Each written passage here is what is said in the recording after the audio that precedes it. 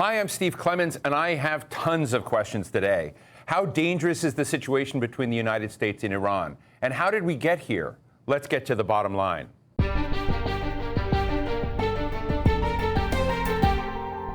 It's hard to believe today, but less than 4 years ago, there was hope that major conflict with Iran was off the table. The major world powers had signed a deal constraining Iran's nuclear program, and a new chapter in U.S. Iranian relations was being written. Or so that was the thinking. Well, think again. After a radical change of administrations in the United States, the tearing up of the nuclear deal with Iran, and the assassination of one of Iran's top generals, are all bets off? And does anyone know where we're heading? Fortunately, we have three people in the room who have all the answers to these questions.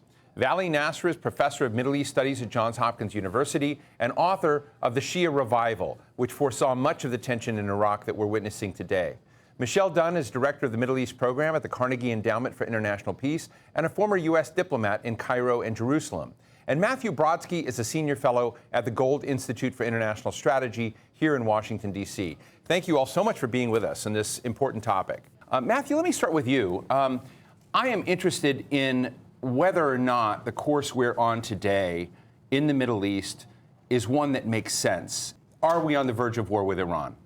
Well, first of all, everything fits under the umbrella of preventing Iran from getting a nuclear weapon, which is a deal that we had in place, actually kind of fast-tracked that and left them really close to being able to have a nuclear weapon at a certain date, legalized it.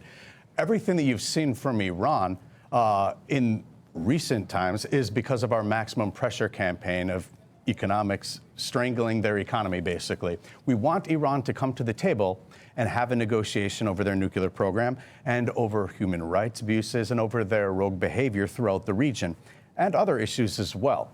The thing is, what they've been doing is what Soleimani has been doing for so long is essentially leading ethnic cleansing campaigns as a terrorist from Iran throughout the region. You could not have the 500,000 dead in Syria without Soleimani and without Iran's help there.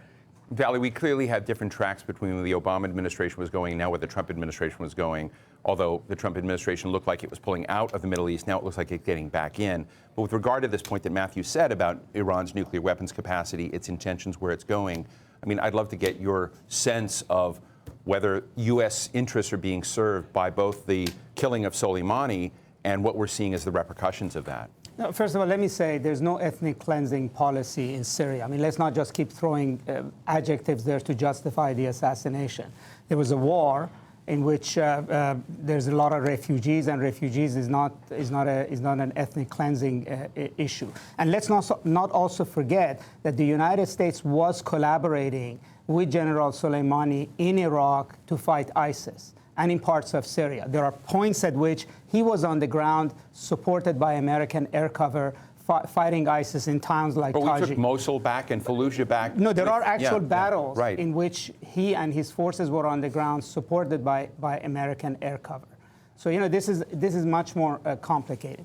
Secondly, the U.S. strategy right now is actually an encouragement, not just for Iran, but for many other countries to go nuclear. Because the Iranians will conclude the only reason the United States could and would assassinate Soleimani is because they do not have the bomb.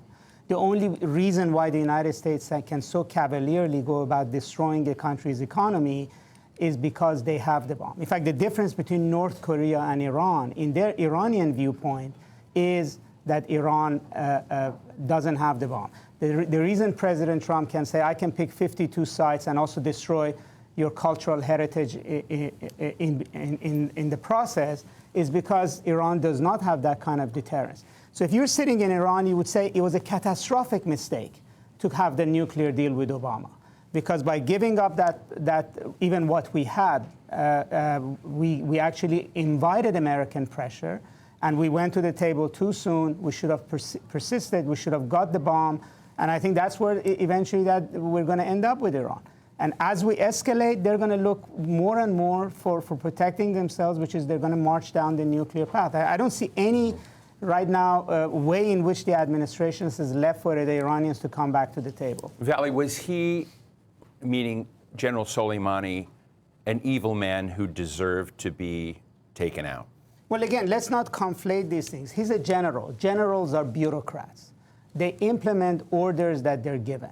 Orders that they, yes. No, the answer, no, the amount of blood in his hands. Yeah, but there are blood. There's blood. 600 I mean, Americans. even Democratic yeah, critics of President Trump all start their statement, well, this was an evil man with lots of American blood on his hands. Let's be clear. But a lot of them. Most of them. No, the question is not whether he's evil or not. The question is not he's evil or not. The question is not that a general is responsible for killing civilians or soldiers in another team. The question is that, we shouldn't start, make a decision and try to justify that decision by adding adjectives that somehow justify. First of all, if he was evil, he should have been tried. He should have been, brought to justice. There at some point would be a Nuremberg trial. You would do that. Unilaterally taking a decision to take out a sitting official of another country, it goes beyond the norms. Secondly, you have to say he's implementing state policy in Iran. It's Iran's decision that they're going to protect Assad. It's right now President Putin's decision to support massacres in Idlib. So somebody is carrying Putin's orders, is giving it to pilots and generals to implement. And somehow I don't see us talking about the Russians carrying out ethnic cleansing in Syria. The Russians are Iranians as partners. President Putin seems to have. He's pretending the Quds force is a normal army like the Artesh in Iran, which it is not. This is a form of terrorist that is specifically designed to wreak havoc outside of Iran. To claim that what Soleimani was doing in Syria, those activities of training and arming militias for ethnic cleansing campaigns, yes, let's call it what it is. No, it's not an ethnic cleansing. I want to go to Michelle. How do you see things today? Is that more cooperative? I would even call it, what you've written about the de-escalation option still there, or is war now inevitable? Well, first of all, I think it's really important at this moment not to accept that war is inevitable. I also think we have to accept that sometimes U.S. strategic calculations fail. So with the JCPOA, for example, I think it was successful in calming down the tensions on the nuclear file for the time. It was a temporary fix. It didn't help at all in terms of Iran's reach in the region and its activities, which I think have been very harmful, whether in Syria, Iraq, to a lesser degree in Yemen. It didn't help. It did not lead to an ability to work out those issues. I also think we have to accept, Matt, that, for example, President Trump's the maximum pressure campaign was supposed to bring Iran to the table on the nuclear file. You have to say this failed. It did not. The calculation was that either the Iranian regime would be forced to negotiate or somehow this would escalate pressure from within Iran to the extent that the Iranian regime would change. Could have started it earlier. And neither of those things happened, even though, there was a lot of pressure on the regime from Iranians, but not to the extent that it was going to bring about regime change. So, and I think that with the Qassemi assassination, it's been another failure. I personally think it's wrong from a moral point of view. I don't think the United States should be assassinating the officials of other countries, even if, and it's certainly true that Qassemi had a lot of blood on his hands. Okay, I'm not going to defend him, but so I think it's wrong from that point of view, but also just strategically. It has, I don't know how Secretary Pompeo can go out and say that Americans are safer now than they were before he was assassinated. That's this raises the interesting true. question of whether this was a feel-good impulse done on a moment's notice without broader strategic planning. And Matthew, you think strategically. Let me just put this to you. If you were to plan the assassination of Soleimani as a major piece of America's deterrence campaign, is this the way you would have done it? If I were planning to take him out, I would have done it a long time ago. It's amazing that he has been able to do what he has done throughout the region this long. It's frankly unthinkable. That's number one. Number two, as I've heard from many senior officials in the administration, he was in the midst of planning new attacks and that there was an imminent attack as well. Now, for some people, they need to know that there has to be an imminent attack. But his long track record, the amount of American blood he has in his hands, just in the last decade, 600 Americans killed, over 1,000 injured from the work he's done trying to kill Americans inside of Iraq. There was every justification for it. Now, as far as what occurred at this moment, let's be clear. President Trump has been quite patient when it comes to responding to what Iran has done throughout the region, okay? After the Saudi fields were attacked, no military response, no response after an American drone was taken down by Iran over international waters.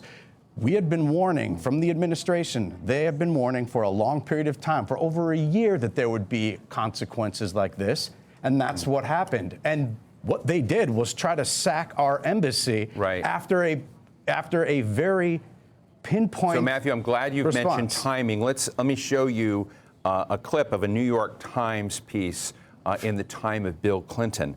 Impeachment vote in House delayed as Bill Clinton launches Iraq airstrike, citing military need to move swiftly. So I take your point that maybe Soleimani was a target there. Valley, the timing seems peculiar.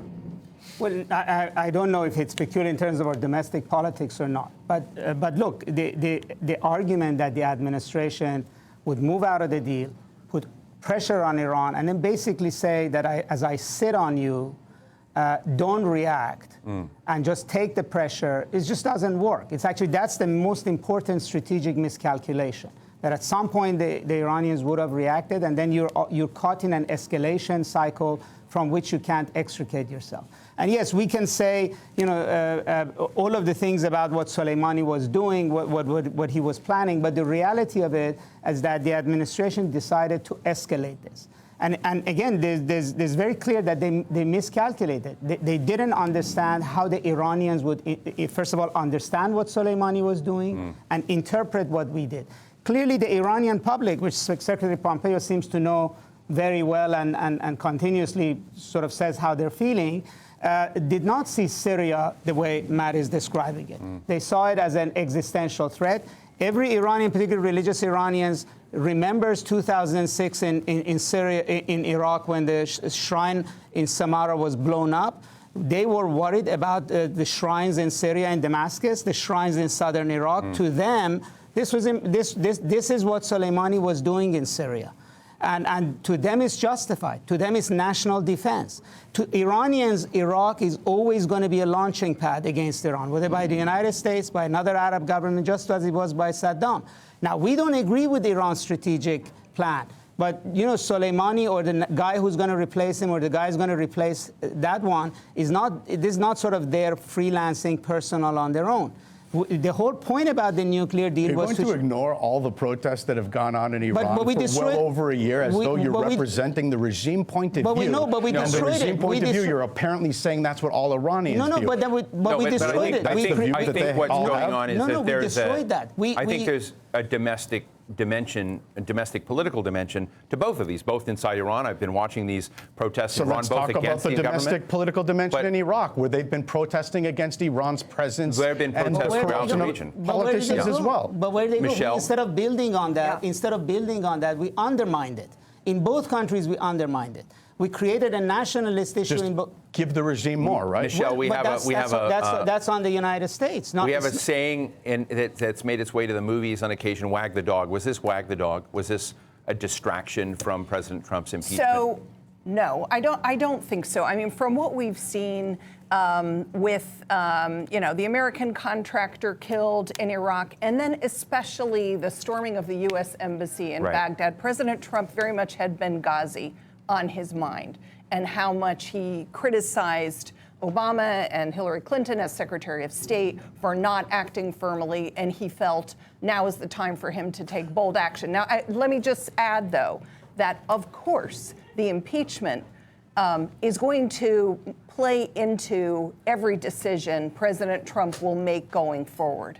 It will be an element there. I sort of doubt that he did this only because of the impeachment, but let's face it, that's going to be very much in his mind. You raise a very important point about Iraq and the solvency of Iraq, America's stance and position in Iraq. We are there today not through a status of forces agreement, but between an exchange of letters between the President of the United States and the Prime Minister. Is that fragile now? And in the end, are American interests served or not served if we have to withdraw from Iraq? Well, so first of all, I mean, that's another element that one wonders whether the President and the Secretaries of State and Defense thought about the fact that they were doing this in Iraq and what it would do to U.S.-Iraqi relations and U.S.-Iraqi military cooperation. I don't know whether they even took that into account, but obviously it's Soleimani had been killed in disaster. Syria, would you view the situation and the fragility differently? I think it would be different. I still wouldn't have been in favor of it, but it obviously, since the U.S., doesn't have that kind of a relationship with Syria, it wouldn't have put a bilateral relationship at risk. What's going to happen now, I would suspect that the U.S. military presence in Iraq is going to become a big question mark, very unclear. What is our status? Our status was clear. We were there at the invitation of the Iraqi government. There was a letter of agreement. Now with the Iraqi parliament having voted to expel all foreign forces, unfortunately, I mean, the Iranian-backed militias in Iraq are not seen as foreign forces. Those are Iraqi militias. So it's we're going to be in a real gray area in terms of our presence in Iraq. Matthew, I want to imagine for a moment that you're the President's advisor in the National Security Council in this. Foreign Minister Zarif was scheduled and invited to participate before this incident happened at the UN Security Council. Do you think it helps America's case in the eyes of the world or hurts it to deny him a visa, to deny Zarif an opportunity to get to the United Nations? Yeah, I have no problem if Zarif is not allowed anywhere close to the United States. I mean, that's all part of, frankly, the media landscape. You're talking about a wag the dog type of situation. We're at a point right now where, frankly, most mainstream media in the United States and the talking points amongst leading Democrats, including presidential candidates, are more pro-Iranian regime than the Iranian people are, which is kind of crazy at the moment. I just want to put up a tweet from President Trump here just to take a quick look, about targeting 52 Iranian sites. We're targeting 52 Iranian sites representing the 52 American hostages taken by Iran, some at a very high level, important to Iran and the Iranian culture, and those targets in Iran itself will be hit very fast and very hard. Now, to be fair, both Defense Secretary Mark Esper and Secretary of State Mike Pompeo said that any targeting will fulfill all commitments of complying with international law. The president has doubled down and said, they can kill people. Why can't we knock out, their cultural sites? So we've talked about international standards of behavior and whatever. And Valley, I mean, I see this, and again, looking at this broad question, because I understand the anger and frustration of Americans in this case. But is this pugnaciousness and this disregard for culture something that undermines our case as well? I think it does. I mean, you look, when 9/11 happened, after that, we sort of took stock about anti-Americanism across the Muslim world, or even more broadly. We hadn't seen it coming. We're right now sort of oblivious to the way in which anger is building, unhappiness is building, that the way in which we're being judged. And yes, the Secretary of State, Secretary of Defense can assure everybody that things will be done according to international law. But the president is going out of his way as sort of the most strongest communicator around the world through these tweets to say that we might do something that we condemn ISIS for doing, which is destruction of cultural things, that we're going to go after the foundations of a people. I mean, the cultural sites don't belong to the Islamic Republic of Iran. They're the heritage of the Iranian people. And so you basically are picking on a people. So if Indonesians, Egyptians, Chinese, Japanese, you can go across the gamut. They're watching us. And I think at some point in time, maybe past President Trump, the United States will pay a cost for undermining its own image and also the norms. Michelle?